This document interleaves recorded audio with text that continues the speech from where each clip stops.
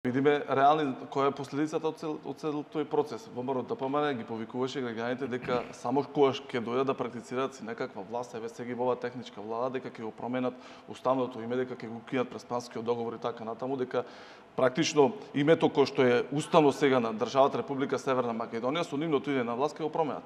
Гледаме ние дека ВМРО ДПМН од петни жили се бори за имплементација на сето она кое што ги лажеа граѓаните дека ќе го променат. А тој Република Северна Македонија. Знаете дека ги повикуваа граѓаните да не вадат лични документи, законите кои што беа во собрание доставени 2019, 2020, 2021 година беа блокирани од страна на ВМРО ДПМН и на Левица со над 500 амандмани. Тука има последица и короната и така натаму и така натаму. Гледаме ние дека секојдневно се бара начин да се излезе до оваа ситуација. Најмалку кое што треба да правиме ние тоа е да го политизираме овој момент кој што навистина од исклучително тежок временски период за граѓаните, затоа што се доведоме во ситуација да е таа реалност, да граѓаните не можат да се ги извадат лични документи. Околу делот на образците гледаме дека пристигнуваат образци, дека имаме практично системот кој што треба да испечати таму. Добро, и капацитетот